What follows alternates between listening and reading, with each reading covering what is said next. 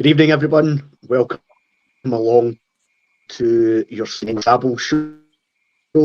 My name is Stuart, and I'm the for the season, which is probably going to be quite a tough one, but maybe one that we've been expecting to have, and we've had kind of similar pods over the last months discussing policies. But joining me tonight, I've got Scott. How are you? I'm not bad, Stuart. I'm better than can be expected, but I'm not bad. No worries. And Iain, how's things? Apart from a dismal weekend, it's all right, mate. It's all right.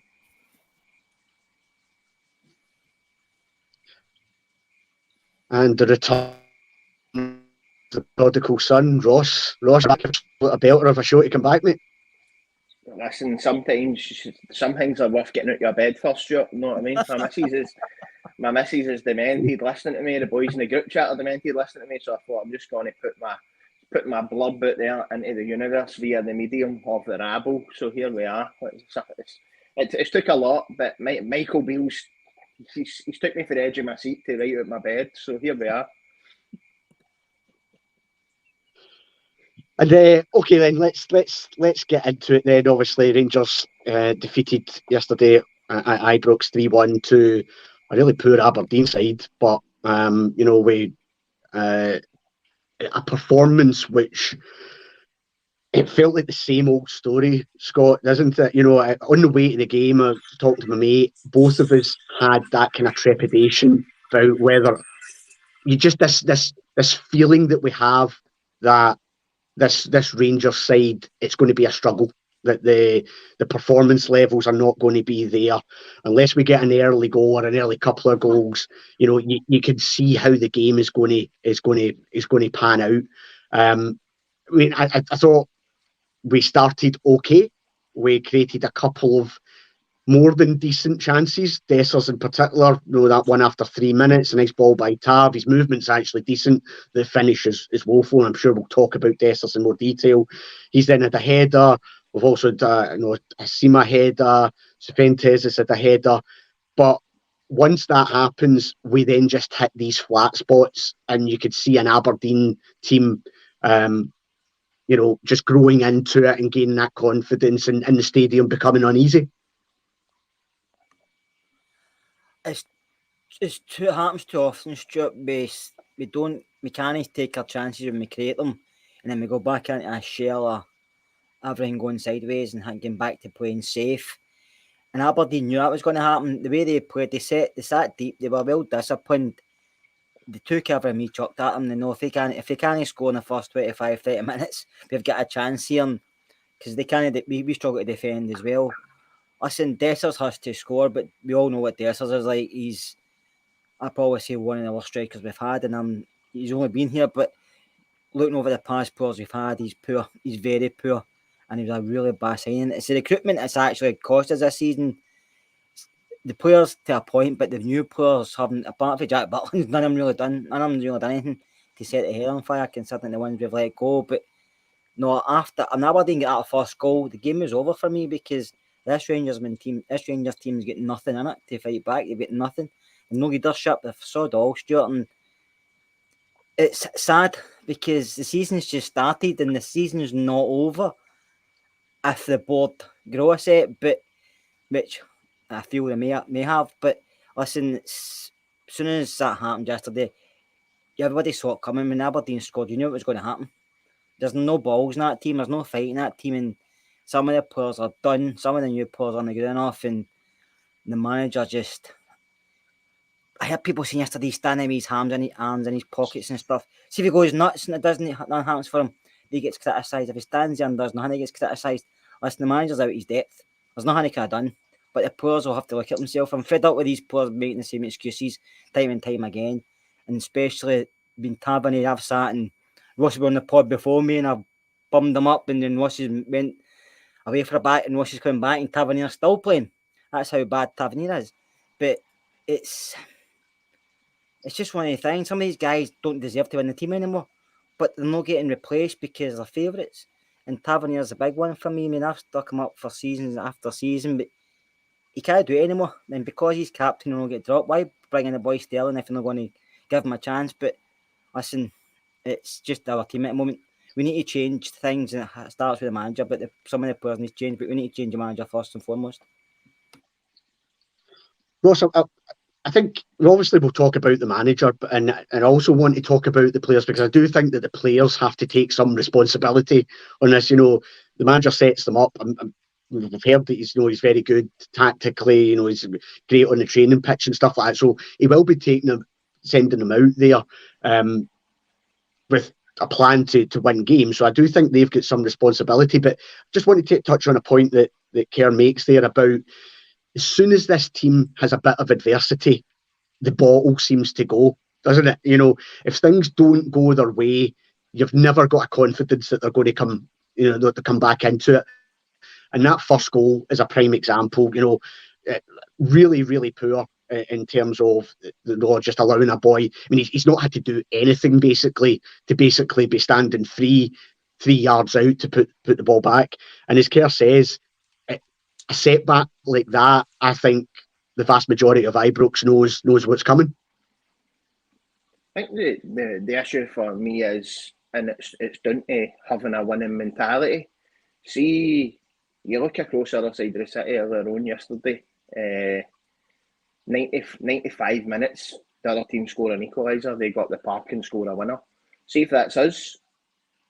The other team scores an equaliser, we'd have sat in for the last 3 minutes, we'd have stuck on Lundstrom, Jack, Cifuentes. We'd have been playing with a back 8 to try and hold it out, because that's what we've come accustomed to. We've not got a winning mentality as a team anymore, and I've seen quite a lot of folk over the last 24 hours talking about Rangers being slowly but surely from top down to the middle, being accustomed to just being second best now and just being a team that, as long as you come second, then you've got a chance at the Champions League. But what people forget is, in 2012, we got put down to the doldrums, and the supporters that travelled every game, filled out every stadium, done every single thing we could to get the club back to where it is. And Rangers fans are never, there's guys like Wolf, who's on here, who's probably spent the best part of 40 or 50 years travelling from Aberdeen to Glasgow, never misses a game, follows them, or Europe.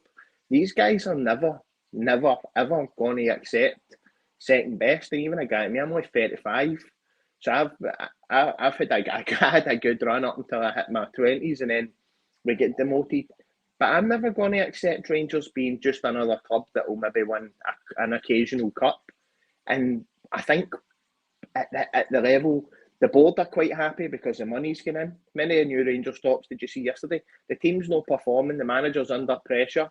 Nobody's happy with the performances. They fire out a fourth top that looks as if Mary Lassie designed it, and folk flock out. There's probably none left in stock, because we're a group of fans that want to help the club as much as we can.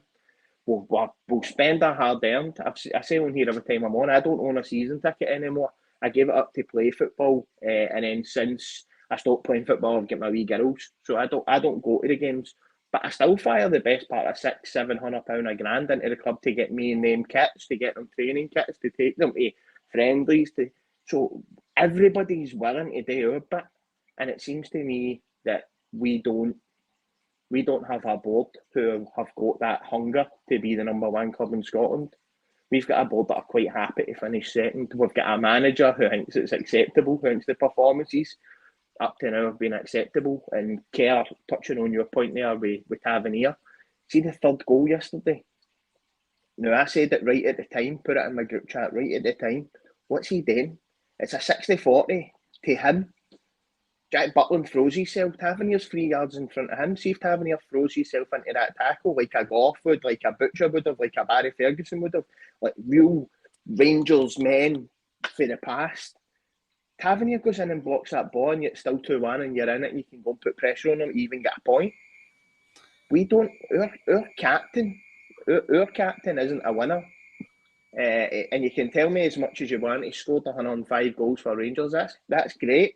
And obviously, that's helped us, and his European performances have been outstanding.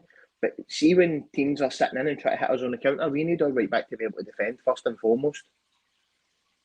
And again yesterday, it's a 60-40 in his favour. That he actually looks away and the ball goes through his legs, and then looks through. That's no good enough, man. It's no good enough. It's no good enough standards. So I think that the issue comes from top, and it's got down as far as some of the players now. But I know, and what's good in there is it will never get to the fans. The fans will never accept being second best at this club.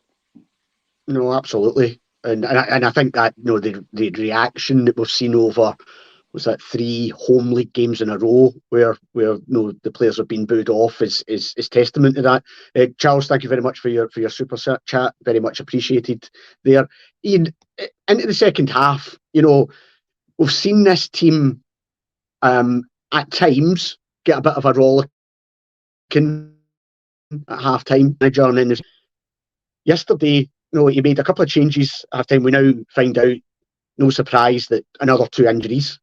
Jack and Redvan seem to go 4-4-2, but to me there wasn't a reaction. And to then touch on Ross's point, I think that the second and third goals are both similar and actually my mate said this after the game to me. When do you see teams coming to Ibrox having to defend like that? Flinging their bodies on the line, sliding in, making all these tackles, etc.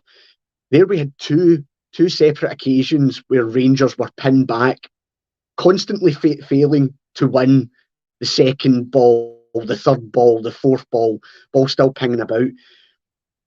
I think it symbolises where we are. We don't put teams under enough pressure. We don't work goalkeepers enough. The play is too slow. It's too pedestrian.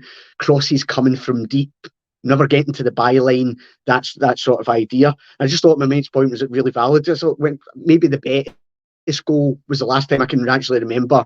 Right, we've made first contact. We've made contact. We don't make teams defend the way Aberdeen were making us defend at the end. No, not anymore. We don't do it anymore. I think the last time we had a team that did that was the 55 season, and it showed by results that they weren't able to contain it as a team. And since then, someone's pulled that handbrake, and it's never been released. Never been released. And that second goal that Aberdeen scored, if you count up the amount of shots that were fired off before they even got that goal, it was 6 shots, and they were all on target. I mean, no team should be coming to Ibrox and getting 6 shots. I don't even care if it's them across the road. No team should be coming and getting 6 consecutive shots on our goal and then scoring after. Should not be happening. I had to try and control myself a little bit more than I was yesterday when I was watching the game. I mean, even when my little 7-year-old boy told me to stop swearing, I can't see what we're seeing is just ridiculous. There's nothing. There's no fight. There's no passion. The only one that did in that back four was Butland. Butland was the only one shouting at everybody. Tav does what Tav does. It goes in. He turns around, blames everybody else. Goldson the same. I mean, Borna sat down again. Maybe it was a foul. Maybe, possibly, but not really. He wasn't strong enough, was he? No, he sat his ass down on the floor again. So there's just no fight, and teams know it now. They just have to stay in it for 20 minutes. Don't concede for 20, 25 minutes, and then they won't know what to do. They've got no ideas. We can get in on that. Motherwell were really unfortunate not to walk away with 3 points. Aberdeen did what Motherwell couldn't. And I sat here on the reaction pod to the Livingston game going, maybe this is the start of something. How wrong was I? And I got fear when we come back and play the next game. Aris will take care of itself. Win or lose in Aris, not overly bothered because the league is the most important thing. But I'm not worried that we could possibly end up another 3 points behind Celtic. I'm currently worried that we could be 6 points behind St Mirren after that game finishes because we are away at St Mirren, a ground that we notoriously struggle at anyway with decent teams. Scott, I just want to touch on this player in particular. I mean, I think it says a lot, and I do appreciate the manager has injuries. And just before we get there, Grant, thank you very much for the super chat, and Charles again for another one. Appreciate that. It says a lot though even with injuries, that a manager is having to turn to someone like Scott Wright, a guy who he's made pretty clear that he no longer wants to be at the club. I was absolutely dealing with Scott Wright yesterday, because it was almost as if he was actually sticking two fingers up to Michael Beale to say, do you know what? You don't want me, but I'm going to do my damnedest to make sure that you're no longer here either. Because, all right, he picks up a booking. We win a free kick outside the box. He's just deliberately trying to antagonise people, square up to folk, right beside the referee, and then he makes a tackle, which, whether there was a lot of contact, at this day and age, is going to get it. Again, is this? I mean, the manager cut to the manager, and he's sitting there shaking his head, and I do have a bit of sympathy from that, in terms of, because I can't understand what Scott Wright's doing. There's a player who is, through injuries alone, is getting a chance, and yet his attitude in the games that he's played, I thought, apart from a nice wee dummy against Livy, has been appalling. And you just wonder whether or not that's something that is festering through the squad as well. I think the manager's lost the dressing room first and foremost. I think there's a couple of players still in his camp, but not many. I think they've stopped listening to him. You can see that some of the players are lost. They've not got any direction. They don't really know what they might be doing. I don't really care what they might be doing. But Scott Wright, you've been trying to get him all summer. He's been to Turkey. He's talked to teams in England. He's still here. Now, if you're knowing somebody's desperately trying to get rid of you for months, and then next minute the national unity to save their neck, it's human nature. You're not going to fight for somebody that doesn't want you to be there in the first place. Yeah, he shouldn't have come on, but listen, he turned to guys yesterday just because he had no other option. But that's his own fault. He's put folk in the squad. He's got his favourites, and people know that. We all know who his favourites are. And I just feel he lost the dressing room, probably, to me, after the Old Firm game. I know I asked you when he should have went, but he never. But the board let it fester, and they can't keep it going any longer. I mean, I know it's all over social media that he's away, but by all accounts he is. So hopefully it's 100% true what we're hearing. But it's not going to improve overnight if he is away, because there's still these players here, and some of these players here have been here for too long, Stuart. And Scott Wright's probably one of them. He's not the only one in the team, but he's probably one of them. He should have left. He probably didn't want to go to Turkey for family reasons or whatever, or probably because some of the clubs don't even pay you over there. But he shouldn't be bringing on a player like Scott Wright anyway to save himself in a deal like this. He should have other things he bring other players to bring on. But no, I don't give Scott Wright any blame, because he shouldn't be in the team in the first place. Stuart shouldn't have brought him on, so it's no Scott Wright for me. Scott Wright shouldn't be at a club at Rangers. He's not good enough in the first place, but we signed him. We tried to get him. We couldn't get him. Then the manager's asking him to go on and save his arse, basically. And the Scott Wright basically just says, well, I'll try, but not too hard. And Ross, we ended up then, obviously, final whistle goes to what is, apart from a tiny corner of Aberdeen fans, a practically empty Ibrox.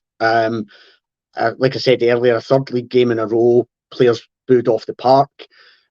Some players stayed on the park to go around and clap, apologise, whatever you want, to the fans that were still there. Tav is screaming at players who are just walking straight up the tunnel. Your vice captain being one of them. He's always the first away, in my opinion. I will give Dessers some credit. He was actually jeered off the park by his own fans. It'd have been very easy for him to just slip up the tunnel. Actually, he went out onto the park and he walked round. I'll give him a wee bit of credit. I know that might not mean much in the grand scheme of things, but at least he fronted up. So we're now in a situation where, even to those who were maybe still clinging to some modicum of hope that Michael Beale could turn it round, I think everybody is now in the boat that he has to move on. As Kerr's touched on, there are internet rumours, seeing WhatsApp chats, other fan podcasts have started to talk that it's inevitable that he will be going. It might take a bit of time. These things are probably not as straightforward as just sacking the manager. There'll be legalities, etc., need to go through. It's where are you then in terms of the season where we find ourselves, if he is to go, we're in a cup semi-final. Okay, we're 7 points behind, but I don't think this is a vintage Celtic team by any means. We're in the Europa League groups. We've started that as best as we possibly can. Is this season salvageable then if we make the decision to move Beale on and get someone else in, whether that's interim or permanent? Well, again, it depends on what's the backup plan. We've been 6 months looking for a director of football. Are we even looking, or have they just said to Michael Beale here, you just take the reins on everything? You're doing the recruitment, you're doing the negotiations, you're going to meet players, you're picking the team, you're doing the training. If you sack Beale, he's like the Johnny at your school that used to pick up litter off the playground, walk lanes to make sure they got on the bus, open the place up, shut the place, paint the walls, put up coat hooks. That's what he's like. He's like the Johnny of the place. He's just doing everything. And he's doing all it very well at the moment. His recruitment's been absolutely shambolic, right? And people can say what they want about Ross Wilson, but I don't even think Ross Wilson's had a transfer window anywhere near as bad as what we've had this summer. On Kerr's point yesterday, I was going to butt in, but I'm on my first pod back, so I don't want to just dive right in there. But see, yesterday, if Beale really believes that the first half was as good as it was, he's in the press last week telling us how great this young boy Bailey Rice is. So why not bring on a centre midfielder and give him the chance to go and be a hero when it's 1-0? Why not give him the chance to go in there and say, look, wee man, go and play without fear. We'll keep our shape, rather than bringing on, as Scott says, a winger that we bought for Aberdeen and asking him to play narrow and a free. Where he is frustrated. He probably, as you say, Scott's a bit hurt. He's probably a bit hurt about the fact that he's still here. Why not go and give the young guy a chance? Why not see when Dessers couldn't hit the proverbial cow in the arse with a banjo? Why are we not giving Lovelace a run in the team? Mate, you could probably pick out of everybody on the Rangers Rabble, Martin's probably the only one I would say that wouldn't be better than Dessers. Like, Dessers has been horrendous. Really bad. And you're having arguments with people in discussions today about, I think Dessers could come good under a good manager. It wasn't Michael Beale that yesterday made him balloon one into orbit for 6 yards out when it's easier to hit the target, at least challenge the goalie. Guy's been on the downslope. We looked at it today, he scored like 20 goals in 2016, and then it's been like 15, 12, 10, 9, 6 last season. That's a player who's on the decline. That's not a player who's on the up. But on this season, of course, it's salvageable. You're playing against both his cups in Scotland. You're the favourite to win the Viaplay. You've got to be. There's only 4 teams left in it. When it comes to the Scottish Cup, if we can get somebody who, I don't know what kind of, where do you even go? If you don't want to go down the route of another Iain Cathro type that comes in that can make a proper good PowerPoint presentation and show you every career save he's had since fucking Champman 2000 and 2001. Like, you don't want another one of them. So we should have the structure.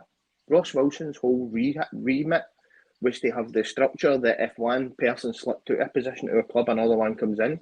You've now got Bisgrove, who's he's not a football man, he's a businessman, right? Don't get me wrong, he's made some mistakes, but in his previous role, where his whole idea was get money into the club, he seemed to excel. He's now your top man. He's now your top man at this club, and he's no experience of running a football team. So what makes Bisgrove any more up for the job than Kerr? Look at Kerr. Kerr's got a good knowledge of football. He's worked in football. Kerr's probably got a better knowledge of who to bring in to manage Rangers or to be a director of football at Rangers than Bisgrove. Bennett came out, done his thing, were best in class last year, whenever they could see. But Stevie Wonder was sitting pointing at his telly going, look, these are not the best in class.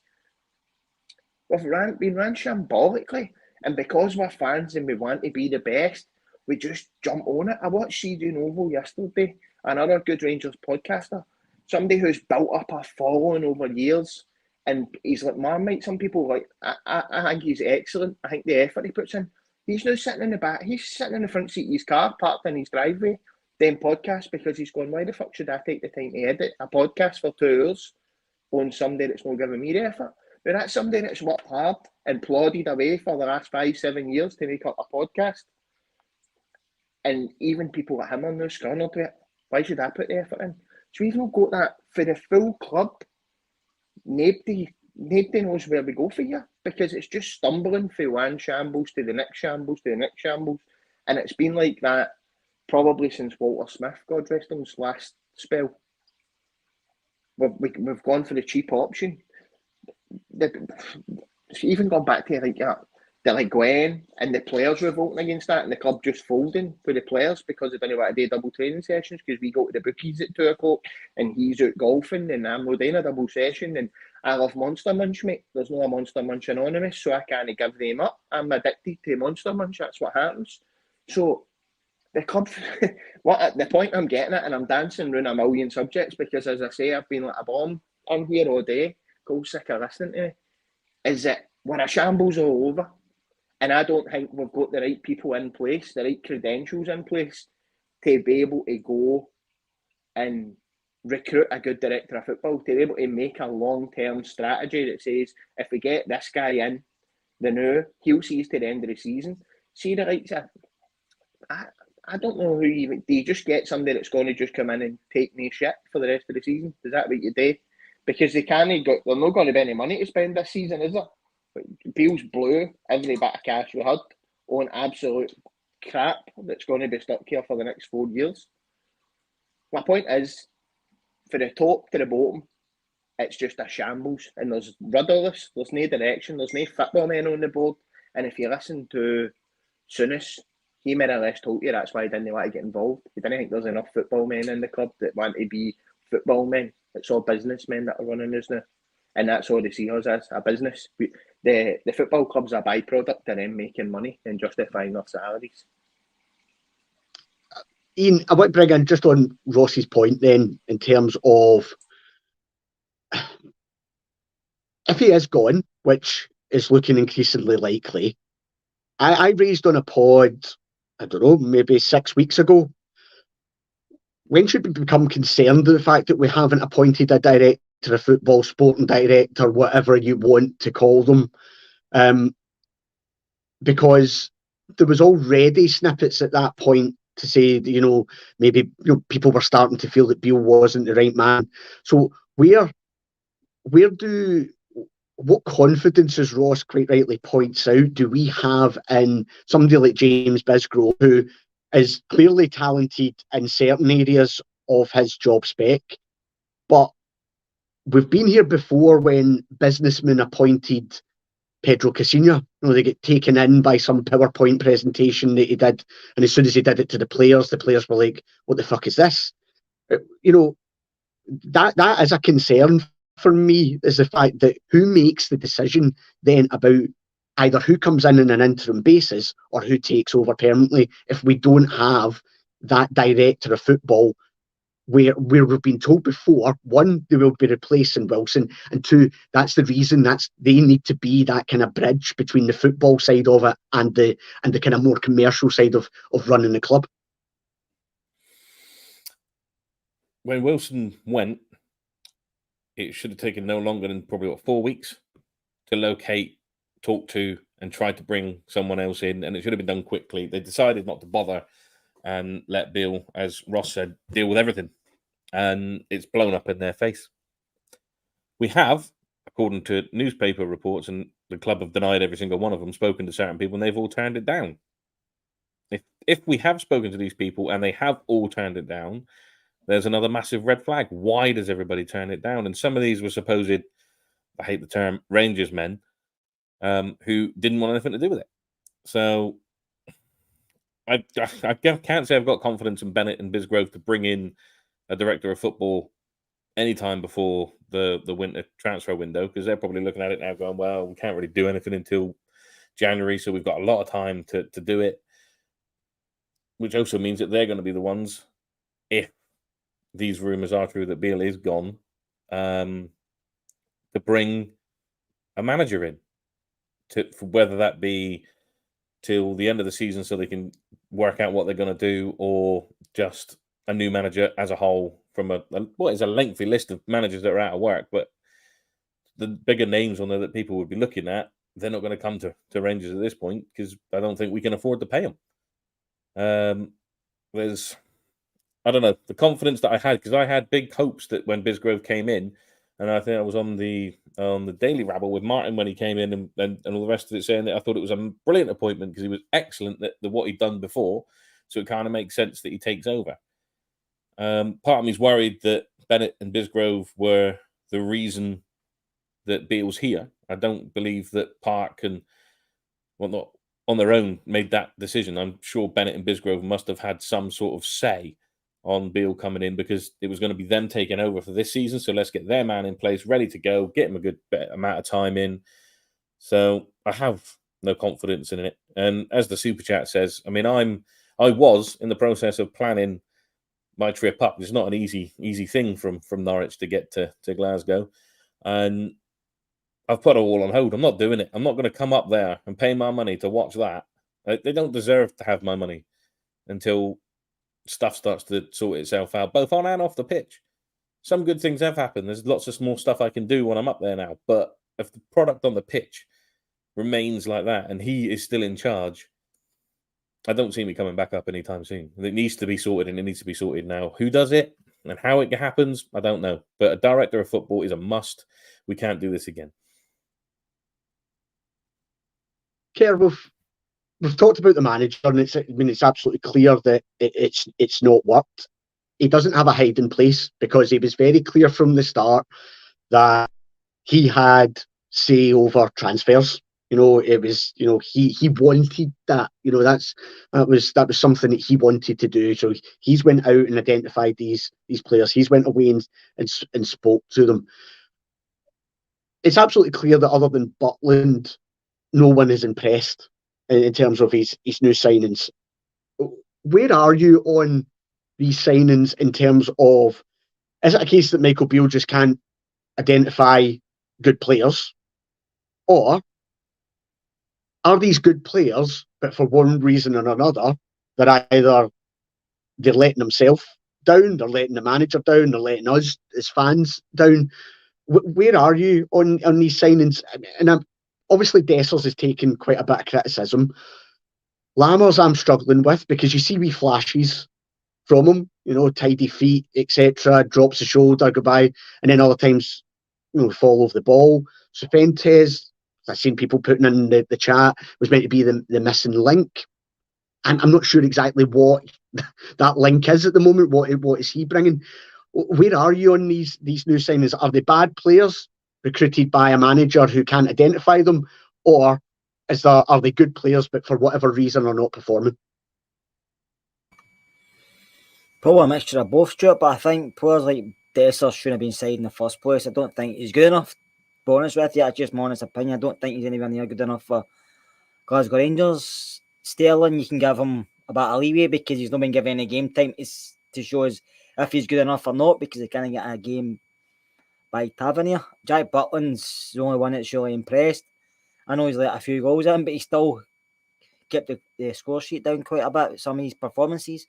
Lammers is difficult. He looks good at times, but then he dribbles himself and loses the ball. So he's one of these guys that's probably a decent player, but no for us. Danilo, I'll give him a bit more time. He looks like he's got something, but unfortunately got injured. Fuentes, like I said, I knew nothing about him before he joined, but a few boys in the pod watched the MLS and said he was really good. And I'm still waiting to see that really good. But what I've seen is he tries, but so can I, but I'm not good enough, so I don't know if he's going to be the same. I just feel his recruitment has been very poor. That's one of the problems. Not a big problem, but that's one of the problems. Another big problem is the players look lost, like I said earlier. The players don't really know what they might be doing. We're still trying to attack with two fullbacks who are past their best, and Borner and Tav. I know they can't get them down the park like they used to. Ross mentioned it before, we're very narrow, and he doesn't know how to play there. And there's nothing about the Rangers team. There's nothing at all. Nobody's scared of us. We don't frighten opposition, and we go back into a safety mode of passing sideways, backways, and scared to make mistakes because the players are scared to get criticised. And the players we've gave away, I don't want to go back and mention them, but the players we've let go or released, whatever you want to say, we've not replaced them with anybody better. So I think, like Ross has said, and others have said, the big problem is for the top to the bottom, but Michael Beale's recruitment has basically lost him his job because at the end of last season he was doing okay. He wasn't setting the hell on fire, but you thought, well, he's winning a lot of games against other oppositions in the league. It's just the big ones against them he's failing. So you think another wee step and may push on, but his recruitment badly let him down. And I think that's on his head just because nobody's helped him by these players. He's chased these players, and Dessers the chase for a while.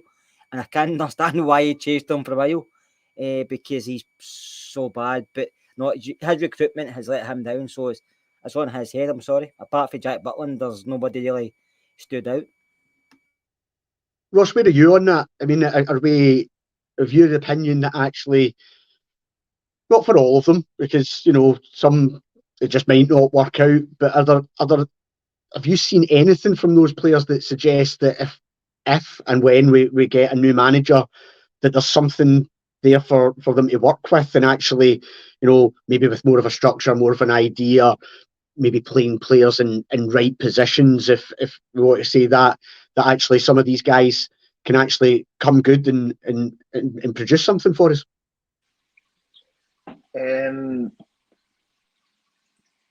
Not really. You would say out of them all, technically Lammers looks like he should be the pick of the bunch, but he's all fart and jobby. He does all the stuff beforehand, and then when it comes to getting the jobby out, he's not there. He can't do it. He's constipated. That's what he is. He's a constipated number 10. Dessers, horrendous. Really bad. Lammers is a striker as well. He kind of had a dig at Bill, didn't he, a couple of weeks ago in his presser, saying that I've always played striker and now I'm playing number 10. So what we've done is identified a striker 3 or 4 years ago. He's not been scoring goals. He scored 3 goals in the last 2 seasons. So what we'll do is we'll bring him in and make him a 10. Even though the nucleus of our team, the tail end of last season, as Kerr says when he plays well, is Cantwell. So this season we've had a shell of our best player because he's either spending his time trying to play deep, collecting the ball in the halfway line rather than collecting it in the last third, or playing it right midfield in order to cover for an aging fullback who's not really going it anywhere. Now, a big thing for me yesterday is the corner. Lammers came out to take a corner. Now, he's maybe this cultured player, can play with both feet in that. He's cornering right along the ground. Like, you're behind in a game that you need something, and you've got your cultured player, this guy who's meant to be... How many times does a guy take a first touch and the ball ends up at waist height? But yet, the next time one could fall at 100-story flat and he brings it down with a touch of an angel. Like, I don't understand. But as I said off camera before we came on, Lammers looked sensational in pre-season, and then the first game of the season, the boy Armstrong at Kilmarnock left one on him a wee bit, and he's been posted missing ever since. So that a new manager's we're not in the Wizard of Oz here. We're trying to just go to a big green building, somebody will give him a heart. Do you know what I mean? He's got to have that in him, and I don't think he has. That would be my worry. These players him and Dessers both get relegated within the last 2 seasons, would I be right in saying, for Serie A? So these are no winners. These are guys that are used to, if they can get a draw or scrape a win, then that's a good result. And Beale's brought them in and done the old football manager thing. Oh, there's a player that was good 5 years ago. Let's take him on and we'll put him in the team but that's computer generated. See, sometimes in life, see when you're on that downslope, it's hard to get back up.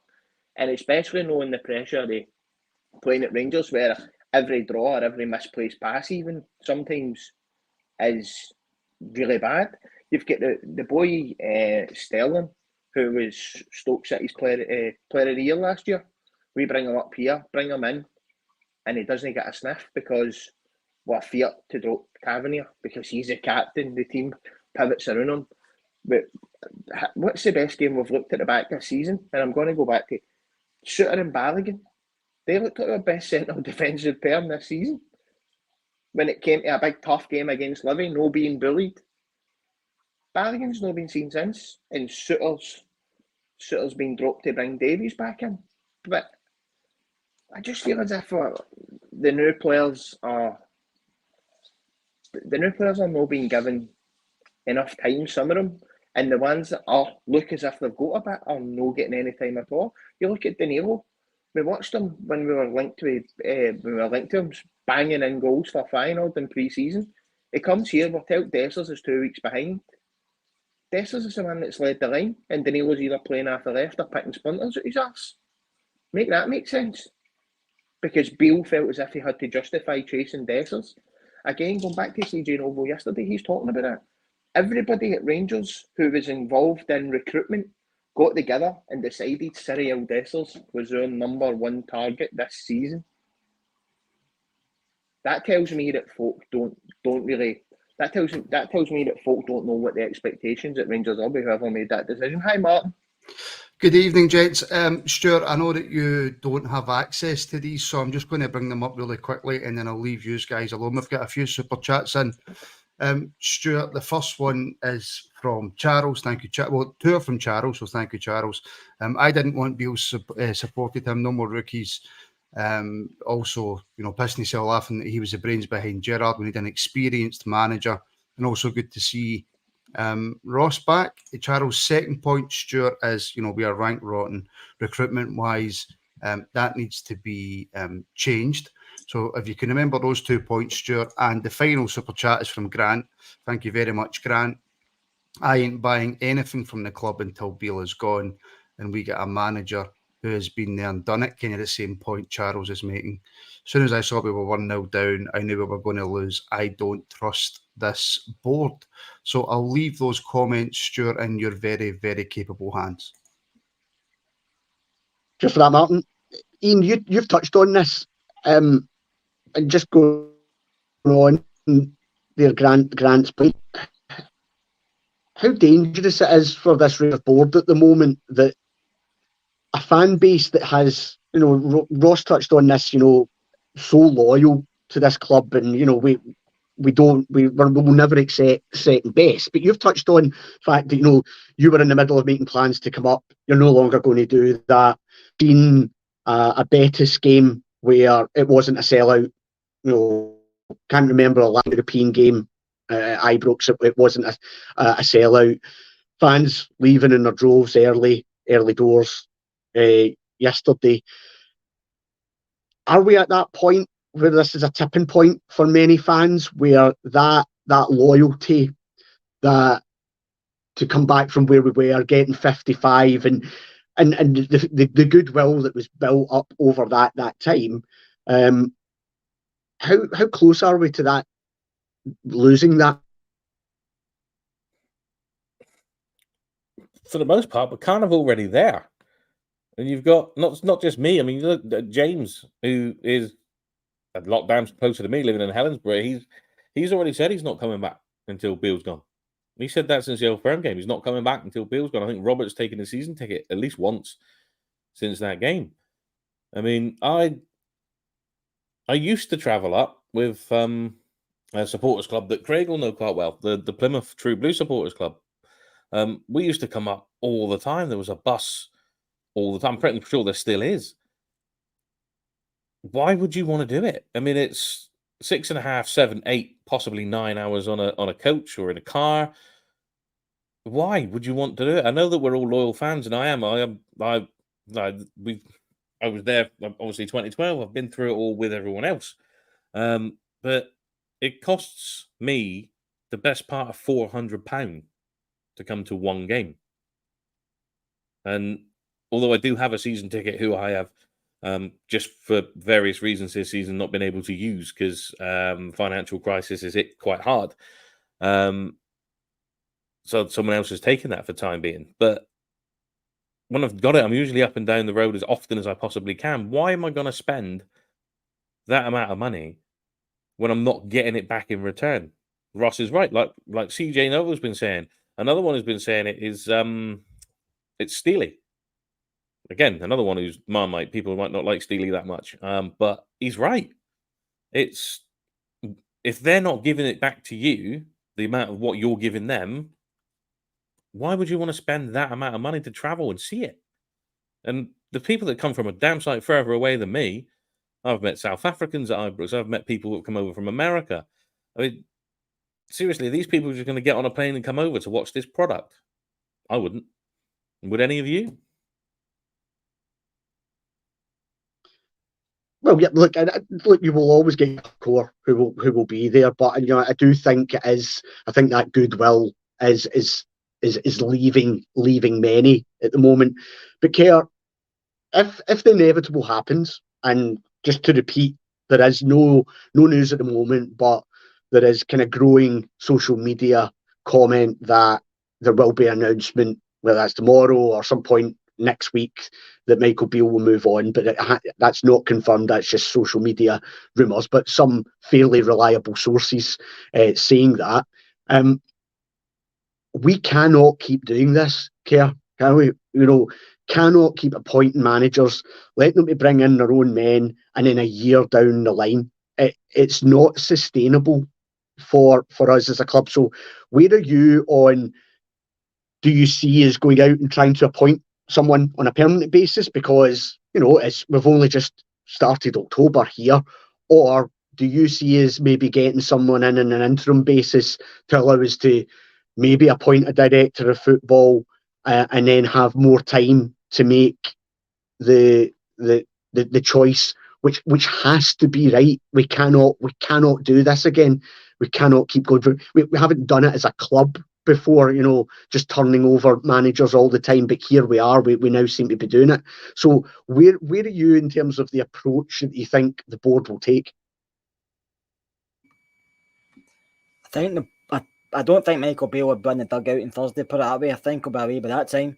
And I don't know who he'll give it to. I don't know if Joe Potter will be in there, the women's manager. I've not got a clue who he'll give it to.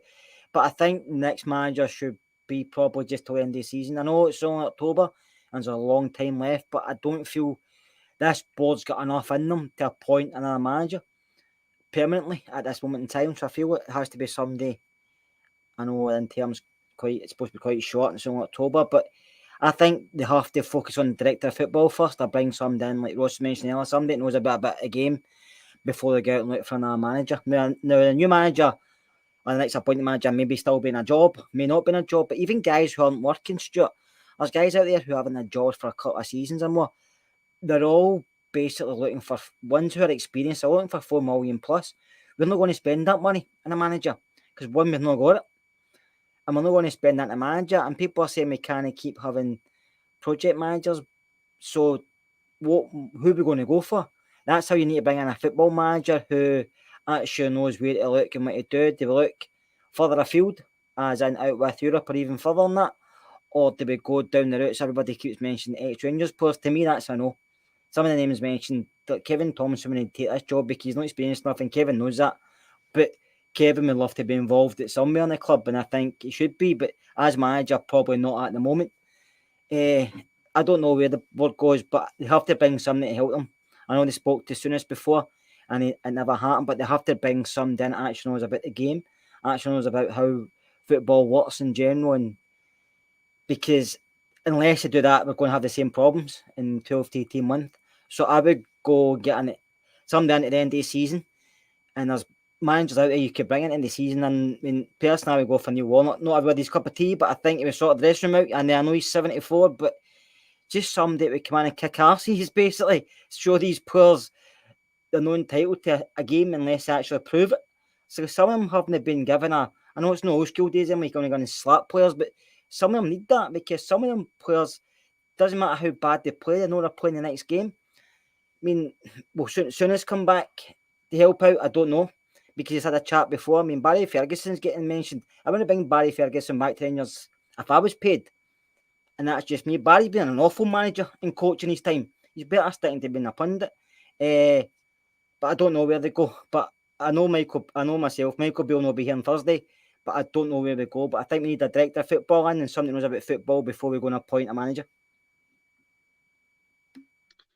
Ross, Neil Warnock's getting quite a bit of comment on the chat, etc. You know, is that where we should be heading? Is that what we need? Someone a kind of no nonsense just to get us through this period to the end of the season, or would many of the fan base view that as one, the wrong choice, a panic choice, maybe even just showing where we are as a club at the moment? Any ideas from yourself in terms of potential names that you would look at? Do you see it being an interim guy, or do you see us actually trying to say, well, do you know what, we've talked about this season is salvageable, there's still some stuff to play for here, if there's somebody out there, we go and get them now?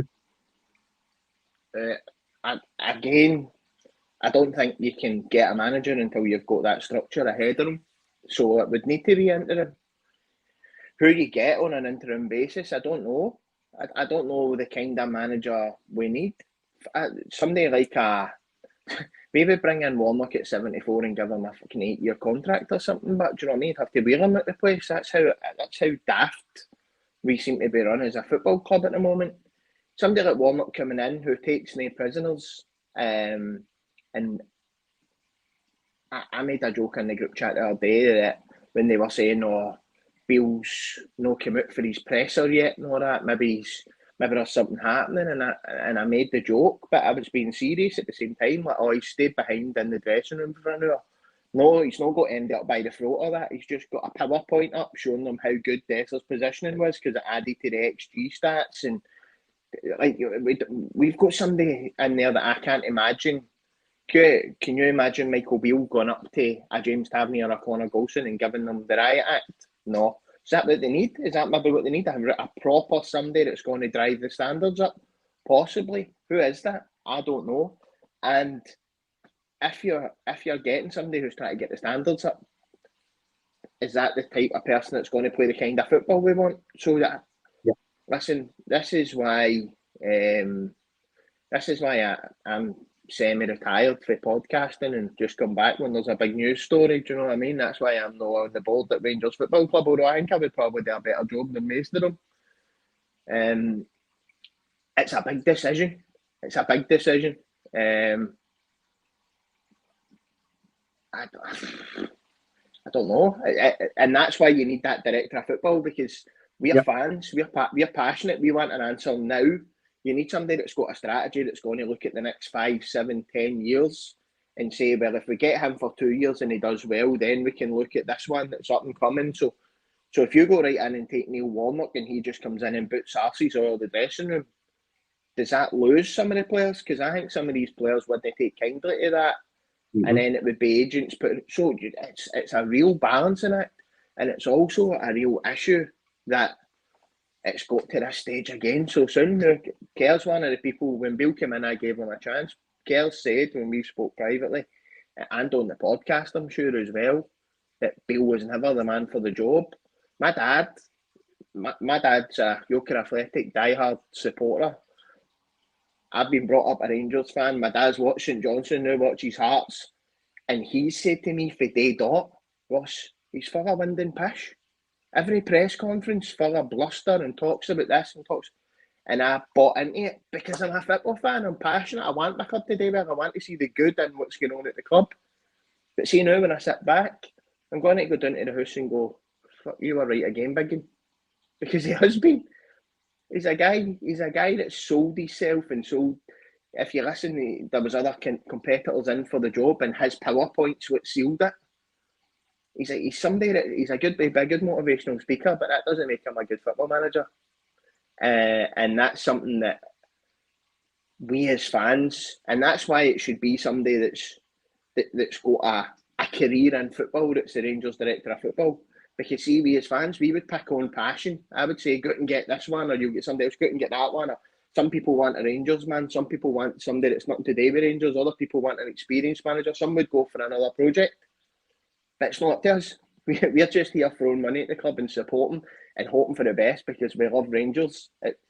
Rangers is in there for us. Rangers is up there for a lot of the people on our board. We don't have that football person. And as I say, The biggest worry for me is Souness, who is a Rangers man, went in, had discussions with him and went, nah, that's not for me. Why? He went in to have the chats. He must have been interested in getting involved. So what made him say, do you know what? Nah, it's not for me. And I think we keep coming back to this director of football, but I do think it is it's a key point here, because you can already see if you put someone in place and then you appoint a director of football, or the rumours of they don't get on, he never appointed him and all that. And I think that structure point is absolutely key. Iain, some comment there which I do agree with, in terms of, should our next manager, whoever that is, be on a rolling contract? Oh, hell yeah. How much money will the cost of Gio and the cost of Bill, if he is to be sacked, and by all accounts it's getting closer and closer by everything you read on social media now, and I think there's a comment just popped up that there was news possibly tonight.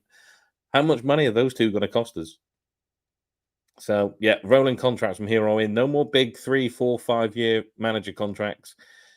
You've got 1 year.